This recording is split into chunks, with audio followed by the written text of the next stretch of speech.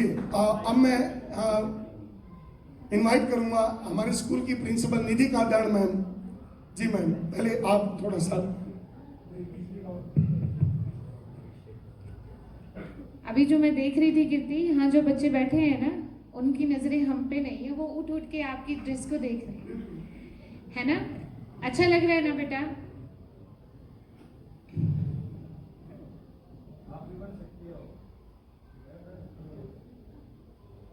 कीर्ति भी आपकी तरह ही स्टूडेंट थी, ऐसे ही रोज में बैठती थी। देखो कितना सौभाग्य है उसका, हमारा भी, कि वो बच्ची आप लोगों में से निकल कर और आज चीफ गेस्ट के तौर पे हमारे स्कूल पहुंची।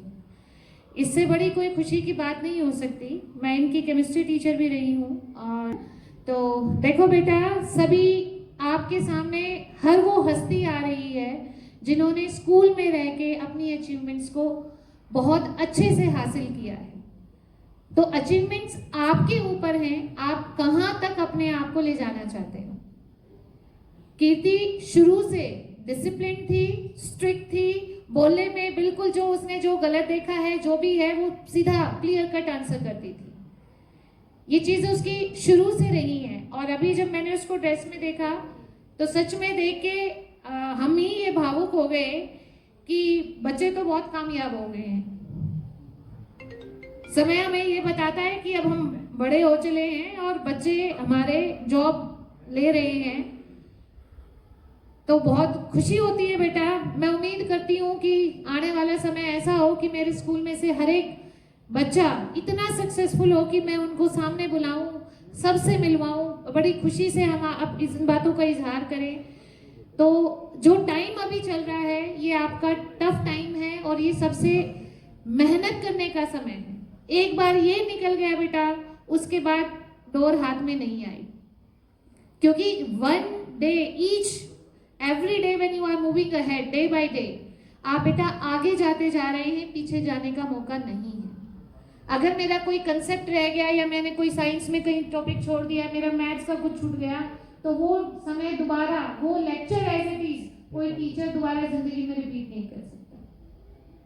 जो टीचर, अगर मैं ही केमिस्ट्री पढ़ा रही हूँ और मैं 5 टाइम किसी लेक्चर को लेती हूँ, तो मेरा 5 बार पढ़ाने का तरीका अलग ही होगा। It can't be same. किसी लेक्चर में बच्चों का इंटरेस्ट देखते हुए चीजें ज्यादा बताई जाती है, कहीं पर कम बताई जाती हैं। तो आपको अपने समय की कीमत होनी चाहिए। जब आप स्कूल आ रहे हो, आप 6 घंटे स्कूल को दे रहे हो, तो जाने के बाद आपके वो 6 घंटे आपने वसूल करने हैं।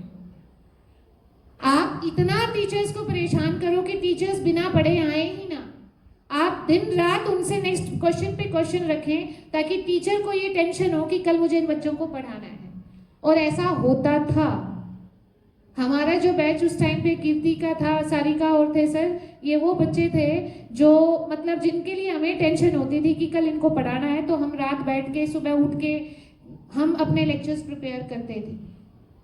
वो लगन बच्चों में देखी जाती है। वो किसी लेवल के भी क्वेश्चन पूछ लेंगे। अगर मुझे पता है बच्चों में इंटरेस्ट नहीं है, उनको मैं जितना पढ़ाऊं वही सफिशिएंट है, तो टीचर भी कहीं ना कहीं डल हो जाता है। तो सब कुछ आपके इर्द गिर्द घूम रहा है बच्चों, स्कूल भी, टीचर्स भी और सक्सेस भी। अब आपने देखना है कि आपको किन सीढ़ियों को इस्तेमाल करके कहां तक जाना है। ऐसा नहीं है सर, मैं आपको बताना चाहूंगी, जो भी कार्तिक हमारा बच्चा एज अ लेफ्टिनेंट सिलेक्ट हुआ, उसके बाद से बहुत सारे बच्चों में बहुत एक जागरूकता आई कि हम भी अप्लाई करेंगे। मुझे नहीं पता वो उसके लिए कितना मेहनत कर रहे हैं, वो तो उन्हें पता है, लेकिन बच्चों ने आगे बढ़ चढ़कर एग्जाम्स को अपीयर करने के लिए फॉर्म फिल किए हैं और मेहनत भी कर रहे हैं। कुछ ऐसे बच्चे मेरे पास अभी हैं जो अभी और अच्छे मुकाम पर जा सकते हैं। तो आने वाले समय के लिए कीर्ति, आपको बेटा और सभी आप बच्चों को बेटा best wishes. Thank you Sharma sir. और ज़्यादा समय ना लेते हुए मैं चाहूँगी कि आप एक बार कीर्ति से 1-to-1 बच्चों से एक बार थोड़ा डिस्कशन करें, ताकि उनको पता चले क्या तरीके हैं, कैसे आप मिलिट्री नर्सिंग सर्विसेज में जा सकते हो, कितनी मेहनत कीर्ति ने की होगी, कौन से एग्जाम्स उसने क्लियर किए होंगे कि वो आज एज अ लेफ्टिनेंट अगर वहाँ पर वर्किंग है तो। ठीक है, तो सारी चीज़ें, अगर आपके मन में भी कोई क्वेश्चन आप पूछना चाहते हैं तो you can ask any time. Okay, ये आपके अंदर अपना कॉन्फिडेंस लेवल होना चाहिए कि मैं पूछूं मुझे कैसे आगे बढ़ना है। Okay, so please sir. Thank you Nidhi ma'am. Nidhi ma'am ने भी जिस प्रकार से कीर्ति को पढ़ाया और वो चीज़ें यहाँ पर बताने का काम किया। प्यारे बच्चों, एक ऑफिसर की आर्मी में आईएएस ऑफिसर जितनी मैं कहता हूँ पोजीशन होती है, रिस्पेक्ट होती है। ज़्यादा समय नहीं लेते हुए मैं कीर्ति को इनवाइट करूँगा कि वो जी मोस्ट वेलकम।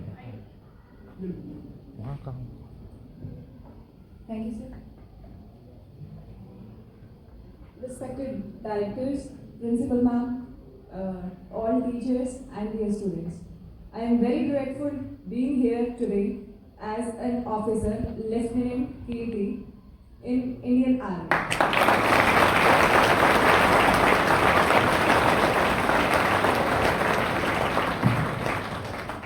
मुझे बहुत पसंद था कि मैं मेडिकल फील्ड पढूं, मेडिकल में कहीं ना कहीं अपना मुकाम हासिल करूं। मेडिकल फील्ड में दो ऑप्शंस थे मेरे पास, या तो मैं नॉर्मल एमबीबीएस करूं या फिर मैं आर्मी के अंदर एमबीबीएस में नर्सिंग का कोर्स करूं।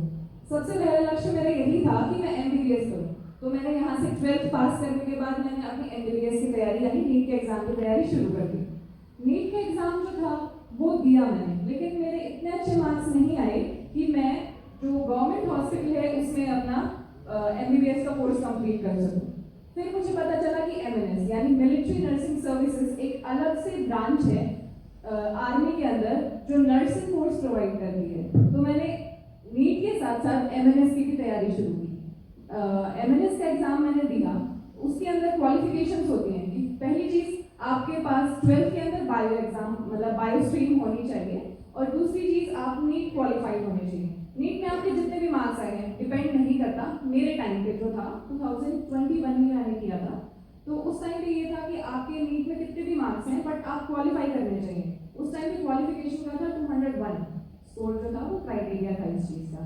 तो मैंने वो देने के बाद अपना फर्स्ट एमएनएस का एग्जाम जो सीबीटी यानी कंप्यूटर बेस्ड टेस्ट था वो क्लियर किया। उसके बाद मुझे पता चला कि इसके बाद ये सिर्फ एक पहला पड़ाव था, उसके बाद भी और कुछ करना है मुझे। उसके बाद वो क्वालिफाई होने के बाद मैंने अपनी मेडिकल की तैयारी की, यानी मेडिकल एग्जाम जो होता है ना हमारा फिजिकल फिटनेस का होता है, इंटरव्यू होता है, साइकोलॉजिकल टेस्ट होता है, इन सभी के बारे में एक एक करके मैंने अपना स्टेप पास किया और लास्ट में जाके मैं एमएनएस के अंदर सिलेक्ट हुई। मेरा फर्स्ट अटेम्प्ट था, मैंने फर्स्ट अटेम्प्ट में किया। कहीं से मैंने ऐसा नहीं है कि मैंने आकाश से या फिर कोटा से या ऐसी किसी जगह से एमएनएस की तैयारी की हो। उस टाइम में हरियाणा के अंदर इतनी अवेयरनेस नहीं थी कि वो एमएनएस के बारे में जानते हो। बहुत कम ऐसे लोग थे जिनको पता था इसके बारे में। मोस्टली एमएनएस के अंदर साउथ साइड के लोगों के अंदर अवेयरनेस ज्यादा होती है, तो वो वहाँ पे एमएनएस जो था वो साउथ एक्वायर्ड एरिया माना जाता था।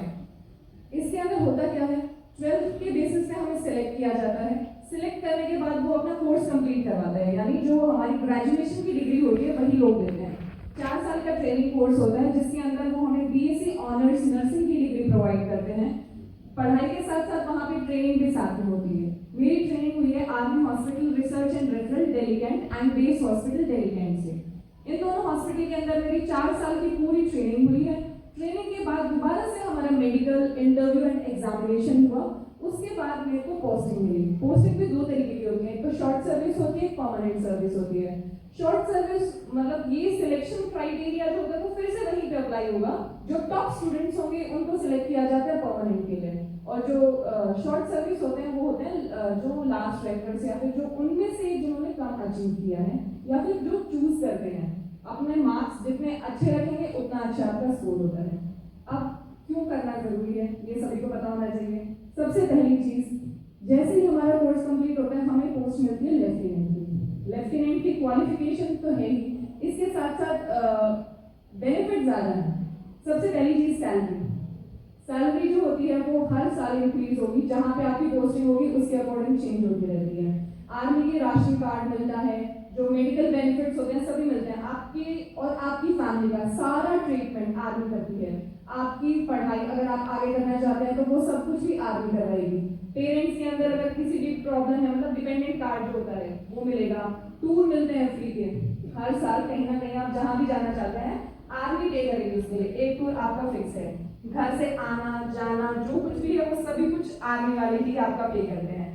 इसके साथ साथ डिपेंडेंट कार्ड पेरेंट्स का बनता है, वो उनके बेनिफिट अलग होते हैं, जैसे कि कहीं भी टोल टैक्स नहीं लगता, किसी भी जगह चले जाओ। आर्मी का कार्ड आप जहाँ भी दिखाओगे बेनिफिट मिलता है, चाहे वो मंदिर हो, चाहे वो कहीं ना कहीं किसी भी लाइन में लगे हुए हैं, आर्मी का अगर आपके पास कार्ड है तो आपके पास बहुत बेनिफिट है। दूसरी चीज, अगर आप आर्मी से ट्रेन हैं, आप छोड़ना भी चाहते हैं सर्विस को, तो एक्स सर्विसमैन कोटा हर जगह अप्लाई होता है। आपको आर्मी पसंद नहीं आ रही है, आप बाहर जाके सर्विस करना चाहते हैं, विदेश में जाना चाहते हैं, फॉरेन कंट्रीज बहुत ज्यादा प्रेफर करती हैं, आपका मन यहाँ पे नहीं लग रहा है, आप फॉरेन जाना चाहते हैं, तो उसका अलग से बेनिफिट मिलेगा, डायरेक्ट नौकरी मिलती है हर जगह पे आपको। आर्मी के बेनिफिट हैं, बहुत सारे हैं, बट ऐसे ही नहीं लगते आर्मी में। आर्मी के अंदर लगने के लिए आपको मेहनत करनी पड़ेगी हर फील्ड के अंदर, चाहे आपके पास फिलहाल आपके पास साइंस है, मैथ्स है, सोशल साइंस है, कुछ भी है, आपको अपना 100% देना पड़ेगा, उसके बाद ही आप उस चीज के लिए अपने आप को तैयार कर पाएंगे। Thank you.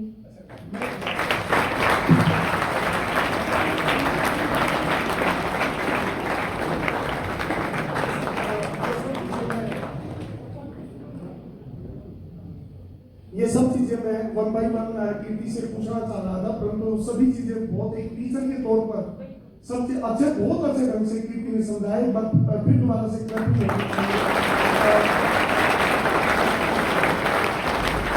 जो हमारे बच्चों के मन में जितने भी क्वेश्चन थे उन सभी का जवाब बखूबी दिया है। कीर्ति, मैं पूछना चाहूंगा, क्या लड़के भी इस लाइन में जा सकते हैं? सर, मिलिट्री नर्सिंग सर्विसेज एक फीमेल ब्रांच है सर, लेकिन अगर आप एमबीबीएस करना चाहते हैं दूसरी लाइन में, मतलब ये सिर्फ फीमेल की ब्रांच है, इसमें total all over India 120 seats available होती हैं, जिसमें से 20% जो होता है वो कोटा होता है, जो फिजिकली डिसेबल्ड लोग होते हैं उसके लिए। तो हमारे पास टोटल 100 सीट है ऑल ओवर इंडिया, जो कि टोटल 6 कॉलेजेस में ट्रेनिंग करवाते हैं।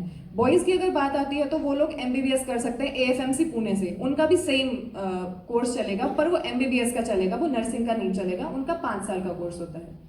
अच्छा कीर्ति, मैं पूछना चाहूँगा, जैसे मेडिकल लाइन में लेफ्टिनेंट के अंडर वो कितने वर्कर जो ऐसे होंगे, टीचर होंगे, जो मैं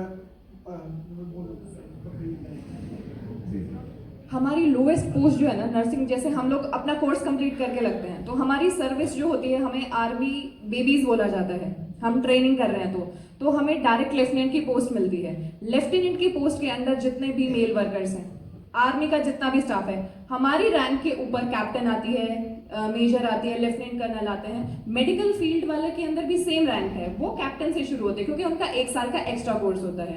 हमारा प्रमोशन अपने आप चलता रहेगा, जैसे कि मैं 2 साल के अंदर अभी कैप्टन बन जाऊंगी, वैसे ही 5 साल के बाद मेरा मेजर में प्रमोशन हो जाएगा। वैसे ही अगर हम कोर्स कंप्लीट करते रहेंगे तो आगे आगे रैंक जाती रहेगी।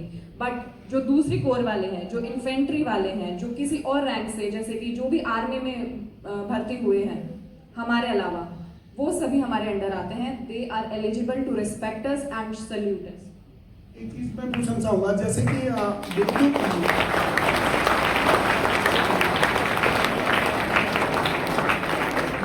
लड़कों के लिए पहले ये होता था एनडीए टेस्ट क्वालिफाई करें और वो ऑफिसर बन जाते थे। लड़कियों के लिए केवल मिलिट्री नर्सिंग सर्विस में ही चांस थे एज ए ऑफिसर बनने के, पर माननीय सुप्रीम कोर्ट ने 2022 से लड़कियों के लिए भी अपॉर्चुनिटी दी है ऑफिसर बनने के लिए। उसके बारे में एक बार लड़कियों को बताइए। एनडीए एग्जाम जो होता है वो भी 12th के बेसिस पे ही दिया जाता है। इसके अंदर भी इक्वल चांसेस मिलते हैं फीमेल को, बट वो जो है वो स्ट्रिक्टली रेस्ट्रिक्टेड रहते हैं अपने फिजिकल वर्क से बॉर्डर बाउंड्रीज तक। मिलिट्री नर्सिंग सर्विसेज जो होता है वो हॉस्पिटल्स में बेसिकली रहते हैं, कमांड हॉस्पिटल्स, जो हमारा फील्ड एरिया है वहाँ पे फील्ड हॉस्पिटल्स में रहते हैं। हमारा बेसिकली काम जो होता है मिलिट्री नर्सिंग सर्विसेज का, वो होता है हॉस्पिटल एरिया तक लिमिटेड, यानी जितने भी सर्विंग सोल्जर्स, चाहे वो आर्मी के हैं, नेवी के हैं या फिर दूसरे डिफेंस के हैं, वो सारे हमारे अंडर आते हैं एज ए ट्रीटमेंट लेने के लिए। तो मेरा मेडिकल फील्ड फिक्स रहेगा, चाहे मैं कहीं भी जाऊँ मेरा हॉस्पिटल में ही काम होगा। वहीं अगर हम एनडीए के थ्रू जाते हैं तो वो जो होता है वो अपना एरिया लिमिटेड नहीं रहता है, वो कहीं भी पोस्टिंग आती है उनकी, वो कहीं भी जाते हैं, बट उनका हॉस्पिटल से कोई कनेक्शन नहीं होता, वो पूरा फिजिकली डिपेंडेंट रहते हैं। अच्छा कीर्ति, मैं ये चाहूंगा एक सबसे विश्वसनीय जो जैसे बेस हॉस्पिटल है, आरआर हॉस्पिटल है, जहाँ से आपने बीएससी नर्सिंग की ट्रेनिंग भी वहाँ से ली। हमारे माननीय प्रधानमंत्री कोरोना टाइम के दौरान वैक्सीनेशन के लिए आए तो वो एम्स में नहीं गए, वो आरआर हॉस्पिटल में ही गए। उनको भी भरोसा होता है, तो आप जैसे ऑफिसरों पर ही भरोसा होता है, क्योंकि उनको पता है कि ये कितने काबिल हैं, कितने अच्छे ढंग से इलाज कर सकते हैं। सभी को अपनी जान प्यारी होती है, सभी अपने जीवन की रक्षा के लिए काम करना चाहते हैं। तो माननीय प्रधानमंत्री, जनरल कर्नल, ये सभी इलाज के लिए आते हैं और आपने उनको नजदीक से देखा होगा, उनके बारे में थोड़ा बहुत बताएं।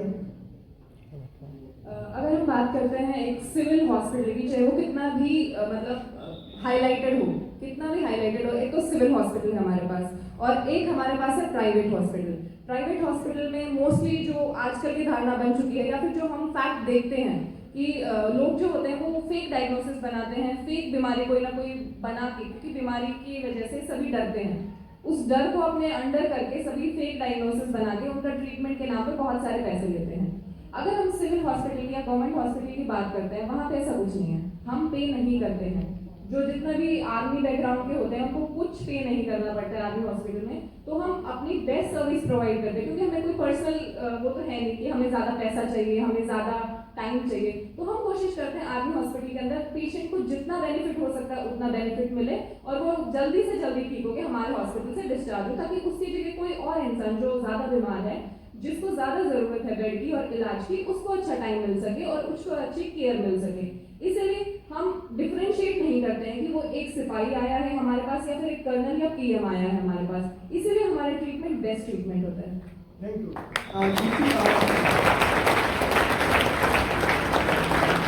हमारे सभी बच्चों के मन में और सभी टीचर के मन में एक बात है। एलडी स्कूल की एक विशेषता मैं बताना चाहूँगा। यहाँ पर जो भी टीचर आता है वो एक परिवार के सदस्य के रूप में रहकर काम करता है। यहाँ पर ये नहीं है कि मैनेजमेंट, जगपाल जी, जयदेव जी, अनीता या नीलम मैम, सभी इक्वल मिल सकते हैं।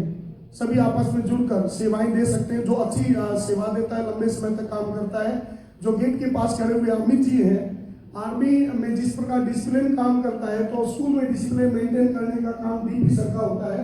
अमित सर जब आपको पढ़ाते थे फिजिकल एजुकेशन, जो आपकी आधी से ज्यादा बायो की तैयारी यही करवाते थे, तो आपने डिसिप्लिन का पार्ट है स्कूल से किस प्रकार से पढ़ा, एक बार टीचर के बारे में बताइए।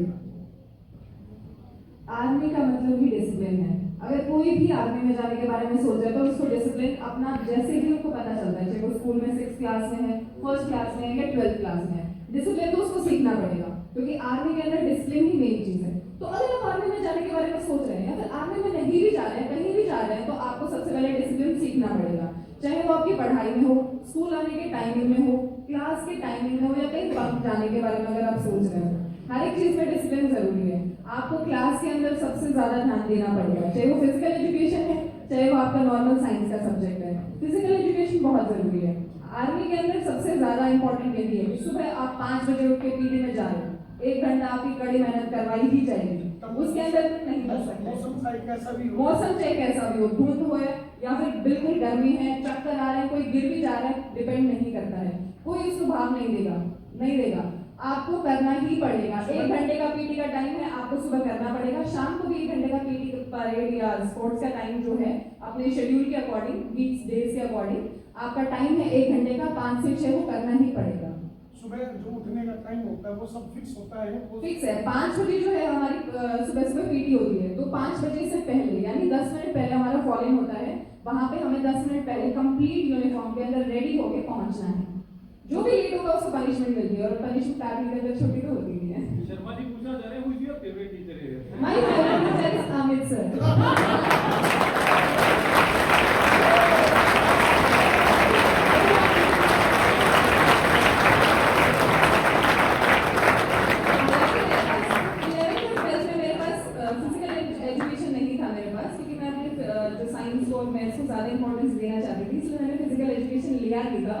मेरे पास म्यूजिक था, लेकिन मैं जरूर चाहती थी कि फिजिकल एजुकेशन में बंक करके।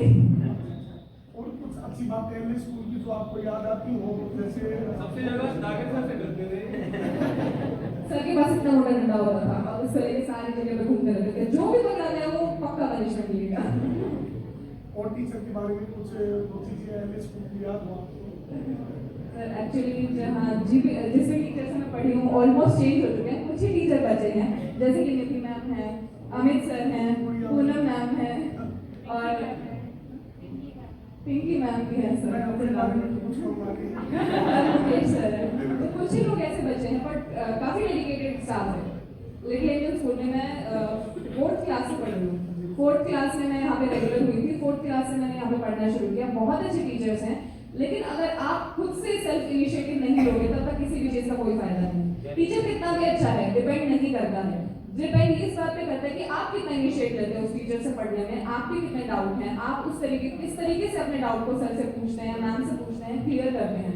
एक प्रॉब्लम कहीं भी किसी भी छोटी सी चीज में अगर आपको ऐसा लगता है कि अभी क्लास के बीच में मुझे समझ नहीं आया, मुझे पूछना है, तो ऐसा नहीं है कि आपको शर्म आ गया तो आप पूछोगे ही नहीं, आप क्लास के बाद जाके उनसे पूछे, वो जरूर बताएंगे।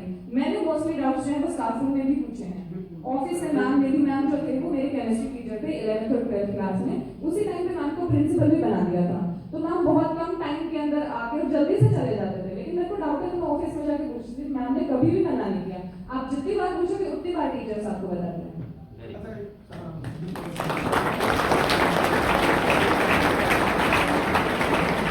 बहुत अच्छी बात बताई यहाँ पर कि आपके मन में देखिए अगर घर पे जाके अगर पढ़ते हैं बेटा और आपके मन में डाउट आते हैं तो टीचर से डाउट जरूर क्लियर करें, क्योंकि वही डाउट आपको एग्जाम में अच्छे मार्क्स दिलवाने का काम करेंगे। और बिल्कुल मैं बच्चों से एक बार बात करूंगा एक पर्सनली। बेटा मैं उस बात को दोबारा से रिपीट कर रहा हूं, केवल एक बच्चे के कारण अगर टीचर पूरा अटेंशन में रहकर अटेंटिव होकर क्लास में पढ़ाता है तो काफी मायने रखता है। हमारा भी स्ट्रगल फेस था वो उस दौरान, और जब बेटी जब 6th क्लास में थी, आपके असिस्टेंट के तौर पर टीचर के तौर पर मैंने 6th में जब पढ़ाया, केवल इस लड़की के कारण, क्योंकि इसके दादाजी विषय ध्यान देते थे, तुरंत कमी पकड़कर आगे बताते थे कि टीचर ने ठीक नहीं करवाया, तो मेरे को स्पेशली रहता था कीर्ति पर ध्यान दिया जाए, क्योंकि इस लड़की के अंदर एक विशेषता और थी प्यारे बच्चों, ये तपाक से मुंह पे बोल देती थी, सर ये ठीक नहीं है सर, बिल्कुल, यानी मन में नहीं रखती थी ये बात। तो एक थोड़ा सा टीचर को भी ये रहता था कि इस बेटी के सामने अच्छे तरीके से हमें अपना लेक्चर डिलीवर करना है और इसके डाउट को क्लियर करना पड़ेगा। तो मैं चाहूँगा जो हमारे बायो के जो स्टूडेंट हैं, जो ये सपना से जो बैठे हुए हैं कि वो आप मेडिकल में जाएंगे बेटा और देश के लिए सेवा करेंगे, कोई मन में कोई क्वेश्चन ऐसा हो तो पूछिएगा प्लीज। बायो स्टूडेंट, बेटी ने बताया कि नीट के लिए अब तो शायद परसेंटेज में एक्चुअली अभी क्राइटेरिया चेंज हो चुका है। अभी क्राइटेरिया ये है कि आपको नीट ही क्रैक करना है। मेरे टाइम पे एमएनएस अलग एग्जाम होता था, अभी 3 साल से ऐसा हो रखा है कि नीट क्वालिफाई करना है। अब क्वालिफिकेशन नहीं, मतलब जितने अच्छे मार्क्स आएंगे आपके नीट में उतना अच्छा है आपके लिए। उसके बाद अलग से एग्जाम होगा, उसके बेसिस पे आप एमएनएस का एक फॉर्म निकलेगा इंडियन आर्मी की साइट पे, वो आप फिल करेंगे।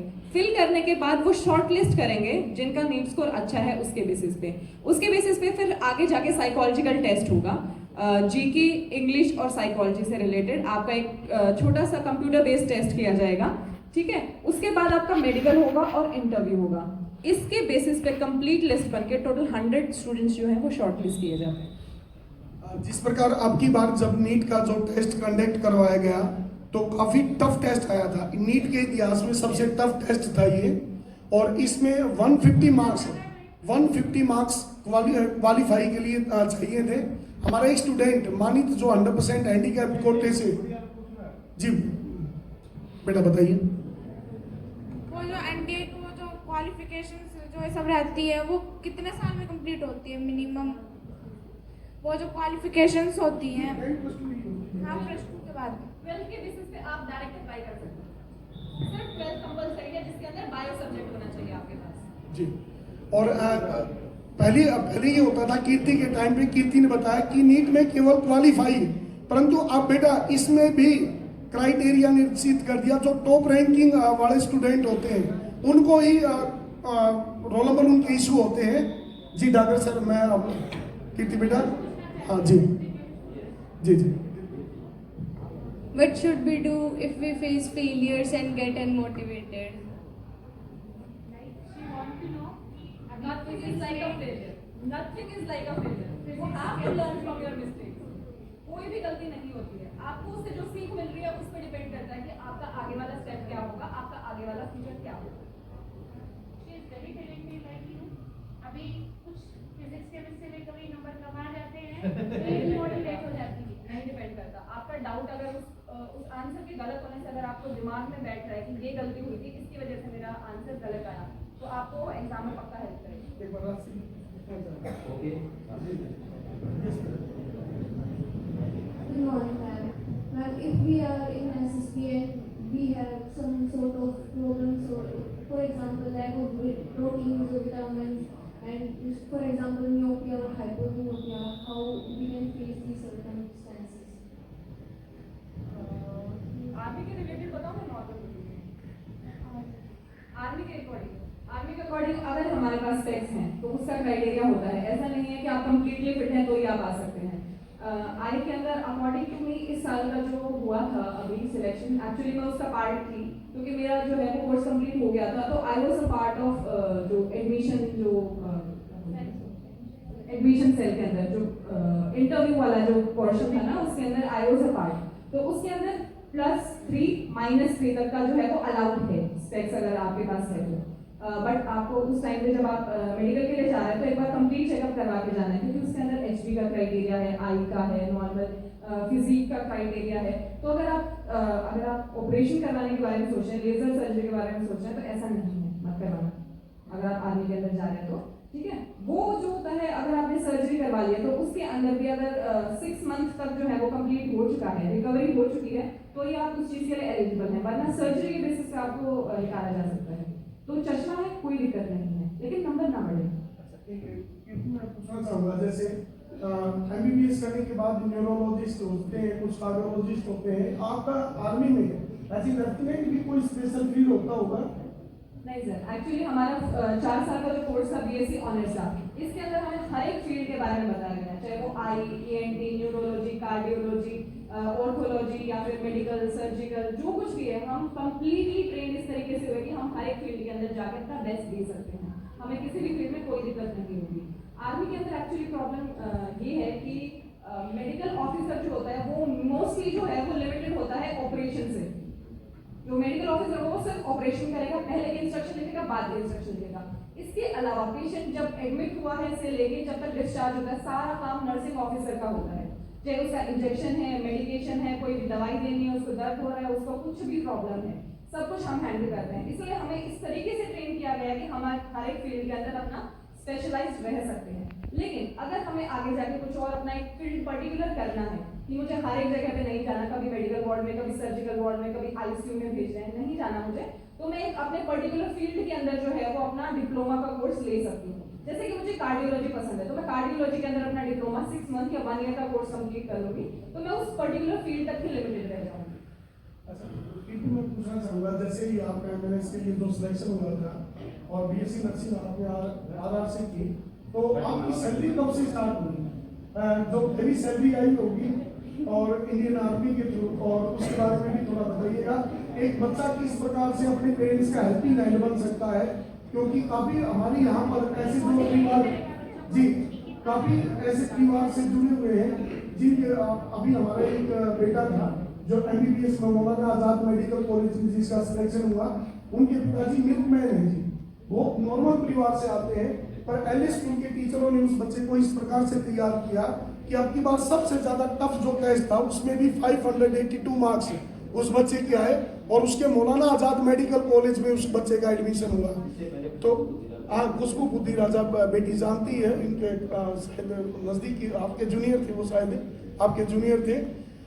तो बेटा किस प्रकार से हेल्पिंग हैंड एक बच्चा बन सकता है, आपकी फर्स्ट सैलरी के बारे में और वो खुशियाँ? एक्चुअली स्टूडेंट लाइफ जो होती है हम एक स्टूडेंट की तरह ही एंटर करें, क्योंकि 12th के बेसिस पे हम कुछ नहीं कर सकते, हमारी पढ़ाई ज़रूरी है। तो ग्रेजुएशन डिग्री अगर वो हमें दे रहे हैं, 4 साल का कोर्स करवा रहे हैं, उसके अंदर हमारा मतलब फैमिली मेम्बर्स को हमें कुछ देने की ज़रूरत नहीं है, चाहे वो पढ़ाई है, उसका एडमिशन है, यूनिफॉर्म है, स्टडी है, ट्रेनिंग है, सब कुछ वही प्रोवाइड कर रहे हैं। तो एज अ फीस जो है वो हमारा 0 है। तो आर्मी की तरफ से हमें इतना कुछ खास मिलता नहीं है, क्योंकि जितना भी मिलना चाहिए वो सारा हमारी पढ़ाई में और ट्रेनिंग में लग रहा है। बट स्टाइफंड हमें मिलता है 1500 पर मंथ का मिलता है आर्मी में। जैसे ही कोर्स कंप्लीट होता है, जैसे कि मेरा रिजल्ट आया था 15 जुलाई को मेरा रिजल्ट आ गया, उसके बाद से मेरी सैलरी शुरू हो चुकी है 60,000। अभी स्टार्टिंग जो है वो बाकी ईयरली या फिर जो 8th पे कमीशन है उसके अकॉर्डिंग चेंज होगा। थैंक यू कीर्ति। कीर्ति है, ये खड़े रहो, खड़े रहो।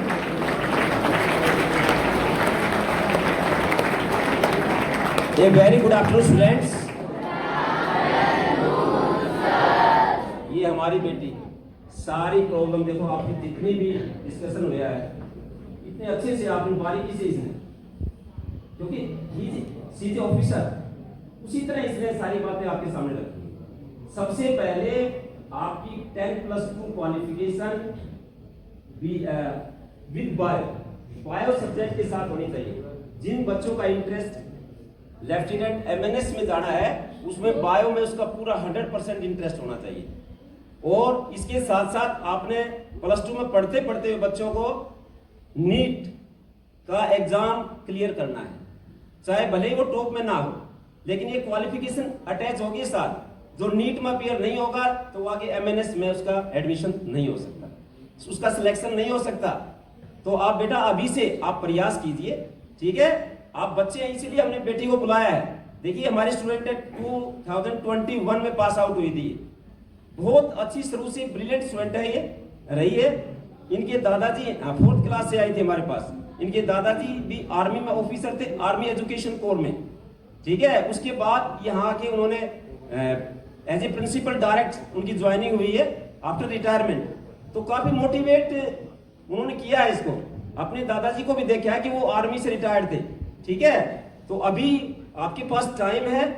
जब कीर्ति पढ़ती थी उस टाइम तो स्ट्रेंथ बहुत ही 600-700 के आसपास थी। अभी हमारे पास कीर्ति को बताऊंगा मैं 1200 प्लस स्ट्रेंथ है।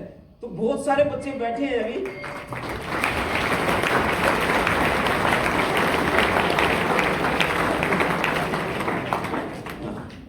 अभी तो ये थोड़ी क्लास के स्टूडेंट्स यहाँ गैदर हुए हैं। हमें प्रोग्राम था आउटसाइड, लेकिन आज थोड़ा वेदर प्रॉब्लम थी सुबह, नहीं तो सारे बच्चों को नर्सरी से हम आपके सामने प्रेजेंट करते। लेकिन फिर भी अच्छा है, यहाँ 6, 7 से 10 तक के स्टूडेंट्स हैं, शायद कुछ +1 के भी बच्चे हैं यहाँ।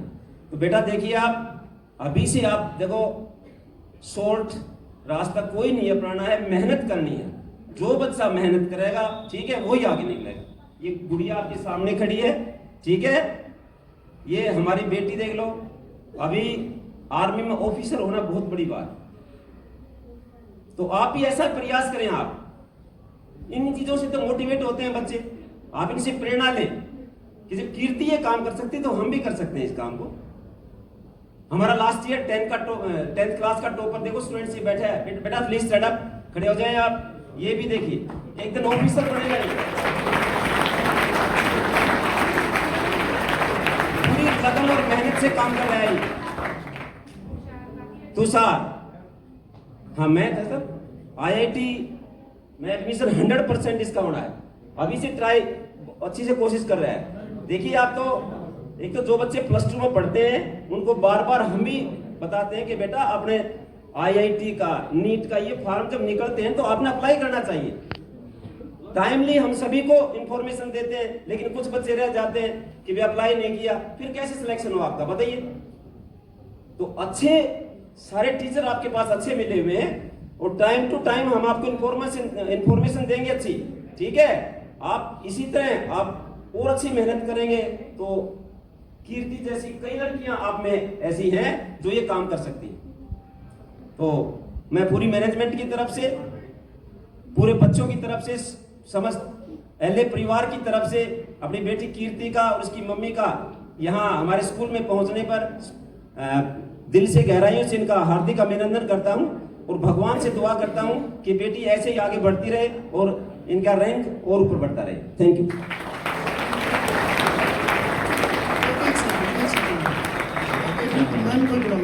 सर एक सेकंड।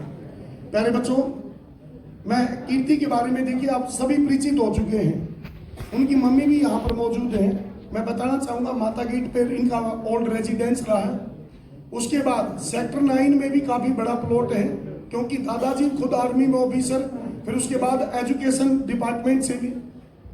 हाँ एक बार मैं बिल्कुल एक second sir.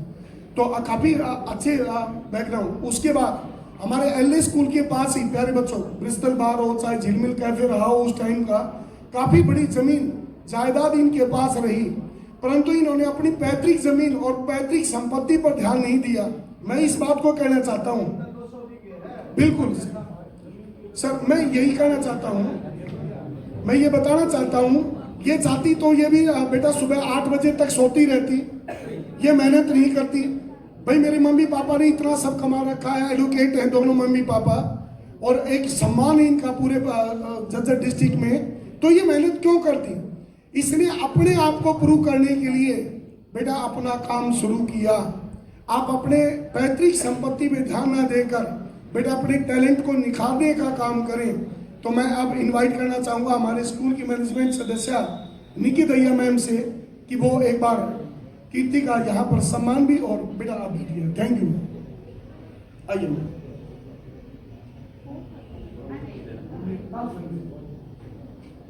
Good afternoon, students. Ma'am, you must be very proud कि आज उनकी बेटी को इतना प्रेफरेंस दिया जा रहा है स्कूल में, and she is a lieutenant. तो मैम आप कैसा फील कर रहे हैं, बताइए। और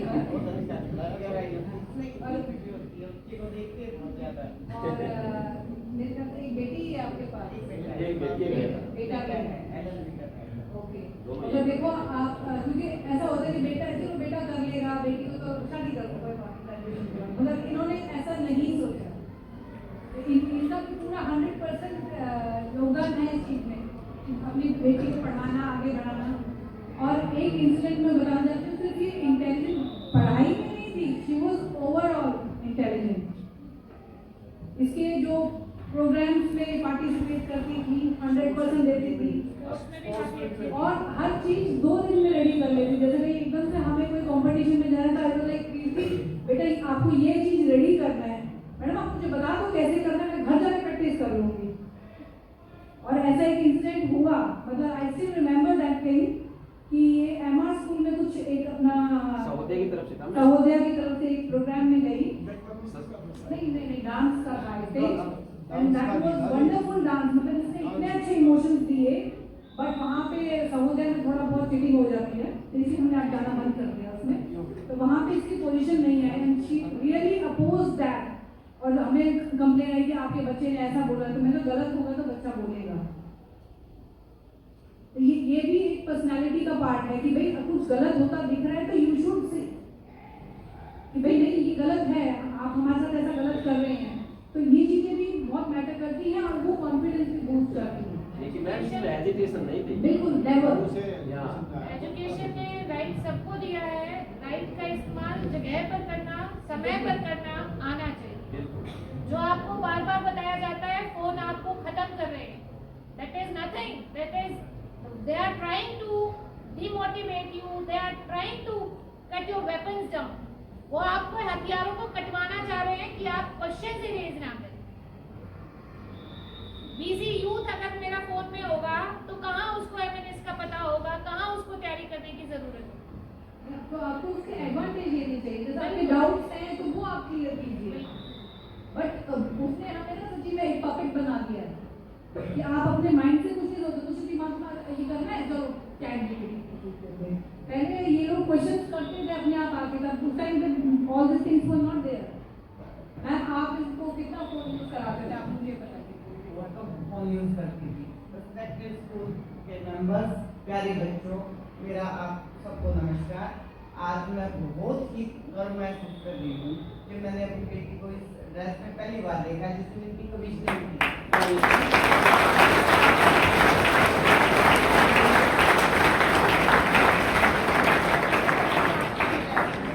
3 नवंबर को इसकी कमीशनिंग हुई थी, इनके बैच की, तब इनको पोस्टिंग मिली। जब इनको स्टार लगे, इनके ऑफिसर आए थे, वो माहौल देख के अपने आप को बहुत गर्व महसूस हो रहा था। जो भी पेरेंट्स वहाँ गए हुए थे बहुत ही गदगद हो गए थे हम, और आज यहाँ आके भी हमें बहुत अच्छा लग रहा है। ऐसी बात नहीं है कि बच्चे साइंस के ही कामयाब होते हैं, आर्ट्स भी इतनी ही अच्छी है और कॉमर्स भी। क्या यूपीएससी वाले क्रैक करने वाले होते हैं वो आर्ट्स के ही होते हैं। तो सभी को अपने फील्ड में जी जान लगा के मेहनत करनी चाहिए। ये नहीं है कोई इंटेलिजेंट बच्चा है 1 घंटे में पढ़ लेता है, कोई 2 घंटे लगा के भी उस चीज को पढ़ सकता है। हमारी मेहनत करना हमारे हाथ में है। और आपके पेरेंट्स को आपको नहीं पता कितना अच्छा महसूस होगा जब उनके बच्चे किसी भी लाइन में जाते हैं। जरूरी नहीं है इंटेलिजेंट बच्चा ही कामयाब हो, जिसका दिमाग थोड़ा सा कुछ चीज देर से कैच करता है किसी चीज को, तो उसको थोड़ी सी मेहनत की ज्यादा जरूरत है। जो इंटेलिजेंट बच्चा होता है वो ज्यादा देर तक टिक नहीं सकता, वो 1 घंटे में अपना काम कर लेता है, एक बच्चा 2 घंटे में कर लेता है। और जो कम पढ़ सकते हैं बच्चे, वो अपने थोड़ा सा स्ट्रगल कर लेगा, उससे अपने लाइफ को अचीव कर सकते हैं। ठीक है बच्चों, जैसा भी है अपनी मेहनत करो, अपने टारगेट पे ध्यान रखो, उससे आप सब कुछ ले सकते हैं। मेरी आप सबसे यही है कि भाई आप मेहनत करो। और स्कूल है जो जिस स्कूल में आए हैं, आजकल स्कूलों में कंपटीशन हो गया है, बच्चों की पढ़ाई जो है वो उनके खुद के हाथ में है। स्टाफ आपको बताएगा भाई, जो आपके डाउट्स होंगे वो क्लियर करेंगे। अगर जितना आप मेहनत करोगे, स्टाफ आपके साथ जुड़ता चला जाएगा। टीचर उसी बच्चे के साथ लगाव ज्यादा रखने लगते हैं, जो बच्चा ज्यादा पूछता है, अपने आप को आगे बढ़ने की कोशिश करता है, उस बच्चे से लगाव हो जाता है। सारे प्यारे बच्चे वही बन जाते हैं कि देखो इसने इतनी मेहनत की है, इसलिए मेरे सामने कुछ पूछने के लिए आया है, उस बच्चे से ज्यादा लगाव हो जाता है। बच्चे कंप्लेंट करते हैं मैम कि इन्हीं 4-5 को सुना जाता है, बट वो 4-5 कैसे सुने जाते हैं उसका रीजन है, रीजन यही है कि वो उनके एफर्ट्स इतने होते हैं कि टीचर का अटेंशन ग्रैब कर लेते हैं। तो आप आगे आइए बेटा, आप भी। सबसे अच्छा इनिशिएटिव ये लिया जा रहा है कि हम संडेज को भी क्लासेस लगा रहे हैं, बच्चों के डाउट क्लासेस 3 आवर्स के। किस लिए? देखो टीचर्स, वही बात है, प्राइवेट स्कूल है, 9 पढ़ाया चलेगा, बट यहाँ पे टीचर को पढ़ा सकता है, 100% देते हैं टीचर। किसी चीज को दिमाग में नहीं घुसा सकता, टीचर मदद कर सकते हैं आपकी पढ़ाने में, मेहनत आपको खुद करनी होगी। धन्यवाद।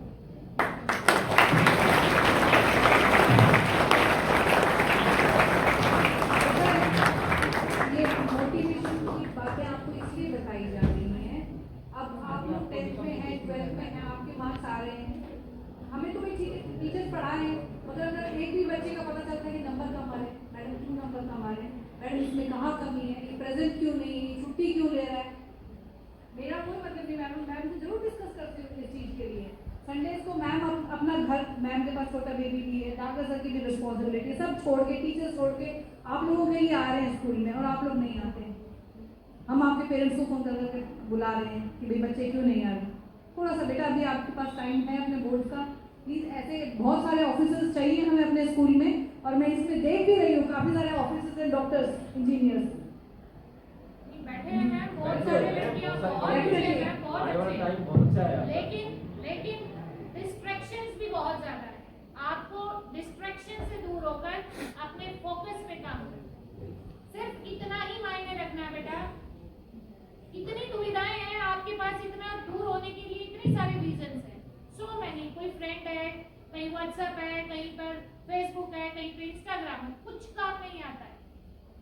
जब आप खुद एडजस्ट होते हैं, उससे बड़ा कुछ भी काम नहीं आता। ये एक एग्जांपल आपके सामने है, देखो टॉप इंडिया के 100 स्टूडेंट्स में से एक स्टूडेंट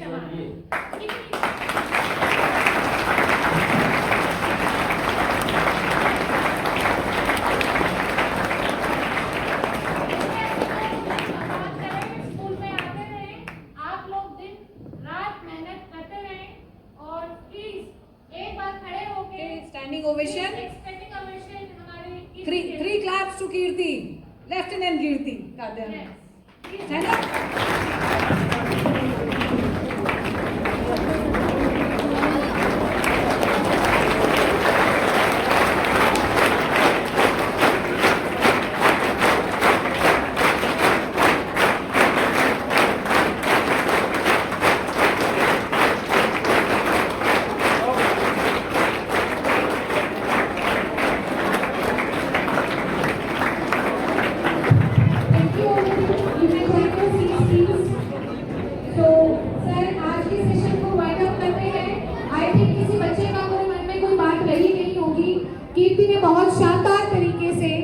ऑफिसर की तरह, एक टीचर की तरह आपको हर चीज डिटेल में शेयर की है, और मैं उम्मीद करती हूँ इसके दिखाए गए रास्ते पर चलने के लिए बहुत सारी लड़कियां अभी आगे अपने आप को मोटिवेट करेंगी और आगे बढ़ेंगी इस रास्ते के ऊपर।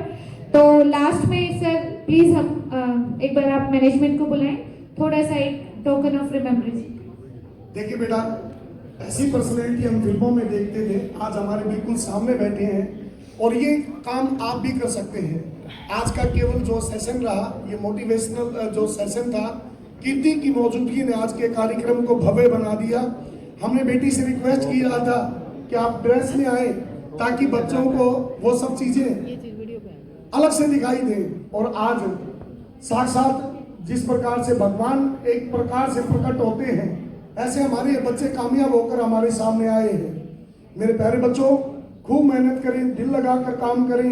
अब सीमा मैम को जो कीर्ति की मम्मी है और कीर्ति हमारी बेटी है, स्कूल मैनेजमेंट के द्वारा मोमेंटो भेंट करके और कैश प्राइज देकर यहाँ पर सम्मानित किया जाएगा और यादगार ये पल। जी मैम, जी बेटा आगे आ जाओ सर, टेबल से आगे आ जाइए सर, टेबल से आगे आ जाइए।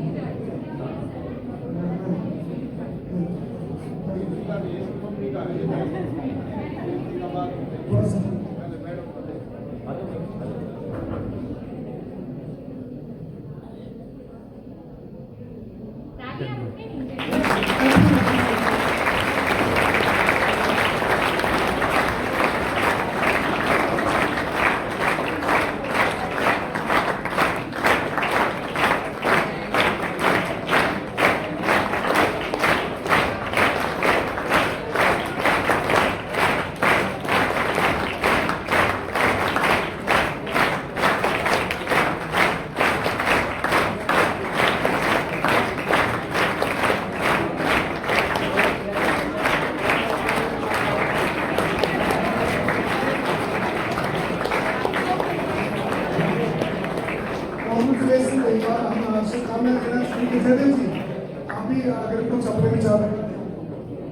मैं बेटी के लिए, जो बेटी ने काम किया उसके लिए बहुत बहुत आभारी हूँ इनका, जो इन्होंने स्कूल का इतना नाम रोशन किया है और उन्होंने अपनी मेहनत से, लगन से, देखो ना इंडिया में 100 बच्चों में से एक बच्चा वो हमारे स्कूल का है, तो इनका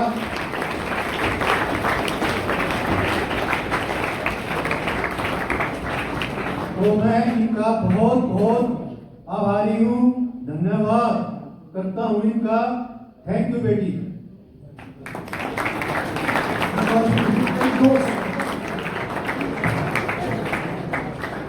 बहुत ही अच्छा कार्यक्रम आज का रहा। दीदी मैम एक बार।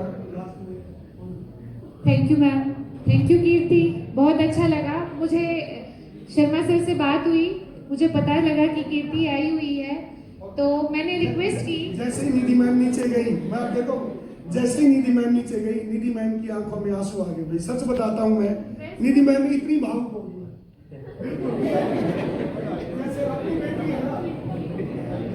अपने बच्चों को देख के सर कभी बुरा नहीं लगता। आप लोगों को हम डांट भी देते हैं, मार भी देते हैं बेटा, कभी किसी दिल के द्वेष में नहीं करते, दुख में करते हैं कि तुम जितना अच्छा कर सकते हो तुम नहीं कर रहे। और जब आप लोग अच्छाई पे जहीं आप हमसे आगे जाते हैं, खड़े दिखते हैं, तो ईमानदारी से बताते हैं अपनी लाइफ का, कैरियर का, जो यहाँ तक का हमने अपना एजुकेशन में दिया है ना, वो कहीं ना कहीं हम फील करते हैं कि सक्सेसफुल हो गया। लेकिन अगर आप लोग कहीं पर गलत हो जाते हो, बुरा बहुत लगता है। इसलिए आप लोगों से रिक्वेस्ट है, एक एग्जाम्पल मैंने आज सेट किया है, आपके सामने दिखाया है कि कितना स्मार्ट लगता है कोई इंसान जब अपनी आर्मी की ड्रेस में होता है, कितना गौरवान्वित होता है वो कि शोल्डर्स पे मेरी रिस्पॉन्सिबिलिटी है। तो ऐसे सपनों को लेकर आप भी जिए, उन सपनों के साथ आप भी बढ़े। आने वाले दिनों में मैं चाहती हूँ कि बहुत सारे बच्चे, मेरे इतने बच्चों का सिलेक्शन हो कि मेरी स्टेज कम पड़ जाए। हर बार बोलती हूँ मैं ये बात, प्लीज इसको आप फोकस करें, आप अपनी पढ़ाई पर ध्यान दें। थैंक यू कीर्ति, जो इतने अच्छे से आपने एक्सेप्ट किया। और मैम मैं आपको बताना चाहूँगी, कल इतने बिजी रह गए मैं बुक सिलेक्शन में, मुझे सुबह याद आया, मैंने सुबह सबके पास मैसेज मैसेज किया जल्दी जल्दी कि कीर्ति ने आना है, कीर्ति ने आना है।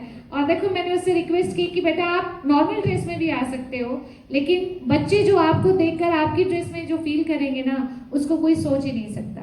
और वही जब मैंने इसको उसकी ड्रेस में देखा तो लिटरली अपने आप ही आंखों से आंसू आ गए। इसमें किसी का कुछ करना ही नहीं था। बहुत अच्छा लगा। थैंक यू बेटा, आपने एक्सेप्ट किया आने के लिए। Thank you so much. एक चीज़ रह गई थी, मैं बता नहीं पाई थी आप लोगों को। सबसे इम्पॉर्टेंट चीज़, जो पहली शिक्षा आप लोग लेते हैं वो अपने पेरेंट्स से लेते हैं। तो अगर पेरेंट्स आपको बोल रहे हैं पढ़ाई करने के लिए, फ़ोन रखने के लिए, तो आपको माननी है, गुस्सा नहीं करना है, लड़ाई नहीं करनी है। पेरेंट्स आपके लिए ही सोचते हैं, तो आप पेरेंट्स की बात मानेंगे तो आपको भी बहुत हेल्प मिलती है आगे जाने में। और ब्लेसिंग्स के बिना आप कहीं नहीं जा सकते, चाहे कितना ही पढ़ लीजिए। तो पेरेंट्स को भी हमेशा सम्मान देना है, उनकी बात जरूर माननी है। भारत माता की सेवा के लिए ये बेटी अब काम करेगी। इसके साथ ही कल 77वां गणतंत्र दिवस बड़े हर्षोल्लास के साथ मनाया गया और बेटी इंडियन आर्मी में है। तो एक बार मेरे साथ भारत माता की, भारत माता की, भारत माता की, वंदे वंदे वंदे। Thank you everyone, thank you ma'am. Clapping होती रहेगी। Thank you Kirti. आज congratulation my dear, congratulation. Thank you. बहुत ही शानदार ये लम्हे, शानदार ये पल मेरे प्यारे बच्चों जिंदगी भर याद रहेंगे। आप सभी बच्चों का भी ऐसे ही सम्मान होता रहे।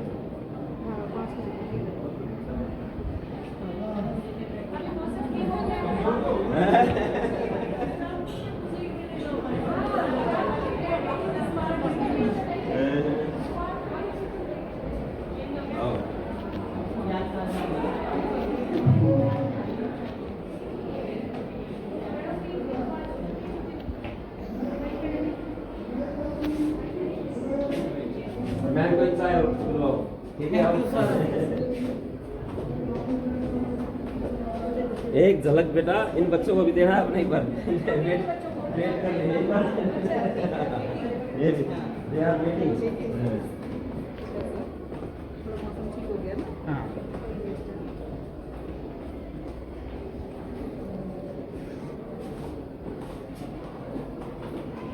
जब भी आती छुट्टी बेटा जरूर आना है।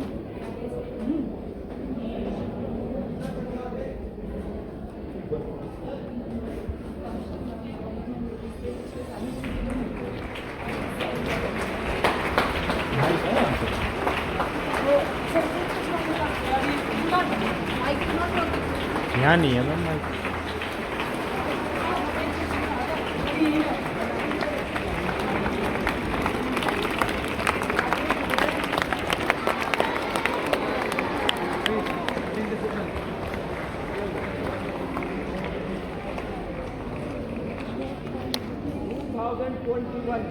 की हमारी स्टूडेंट कीर्ति काजान आपके बीच में as a lieutenant military nursing service MNS अब इनकी खिलाफ पोस्टिंग सिलीगुड़ी।